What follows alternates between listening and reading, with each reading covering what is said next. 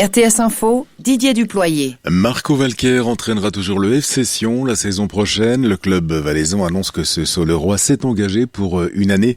Un club dont la direction a donc opté pour la continuité après le maintien en Super League obtenu en barrage contre Thun. Une prolongation qui concerne également l'entraîneur assistant Ama Boumila. La Confédération devrait bénéficier de fonds supplémentaires pour assurer notamment sa stratégie de dépistage du Covid-19. Le Conseil des États a donné son feu vert ce matin sans opposition à ces nouveaux crédits sollicités par le Conseil fédéral. Le premier supplément au budget se monte à 2,6 milliards. Le Conseil national, lui, se prononcera lundi. Le marché de l'emploi a visiblement bénéficié d'un coup de fouet le mois dernier. Selon l'agence de recrutement Michael Page, le nombre d'offres d'emploi a bondi de près de 8%. C'est la croissance mensuelle la plus forte depuis le début de l'année. Les secteurs de la logistique et de l'informatique sont notamment concernés. UBS se montre plus optimiste pour l'économie suisse. Ses prévisions de croissance pour l'année en cours sont relevées à plus 3,4% pour le produit intérieur brut contre 3,3% lors de la dernière estimation de février. Les assouplissements des restrictions sanitaires devraient ainsi soutenir l'économie, en particulier à partir du troisième trimestre. Lonza va ouvrir une ligne de production aux Pays-Bas pour le vaccin de Moderna. Elle devra lui permettre de produire jusqu'à 300 millions de doses supplémentaires par an. Elle sera installée dans son usine située au sud du pays, devrait entrer en service à la fin de cette année.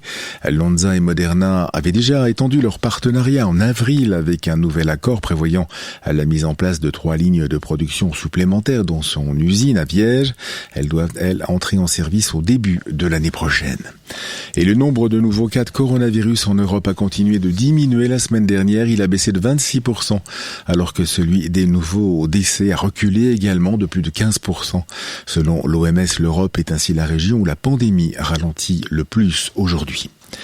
L'association de soutien, de gestion et de promotion de la patrouille des glaciers a exclu hier soir l'un de ses membres lors d'une assemblée générale extraordinaire.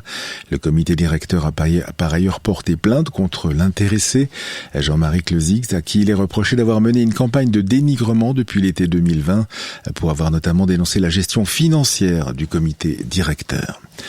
Au large de Colombo, la capitale du Sri Lanka, le porte-conteneur ravagé par un incendie depuis 13 jours est en train de sombrer.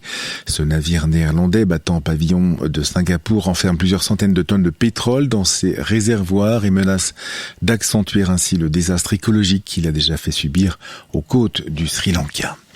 En tennis maintenant, à Roland-Garros, Belinda Bencic s'apprête à affronter la Russe Daria Kasatkina au deuxième tour de ce tournoi parisien. Suivra peu après-midi la rencontre entre Henri Laaksonen et l'Espagnol Roberto Bautista Agut. Des matchs à suivre sur RTS2, rtsport.ch et également bien sûr dans nos rendez-vous d'information. La météo avec un ciel généralement nuageux cet après-midi avec quelques averses, orageuses parfois, quelques éclaircies aussi. Et il fera 23 degrés sur le plateau, 25 en Valais. Demain et vendredi s'annonce assez ensoleillé en plaine, des cumulus en montagne avec quelques averses isolées et des températures maximales de 26 degrés. Podcastez l'actualité sur rtsinfo.ch.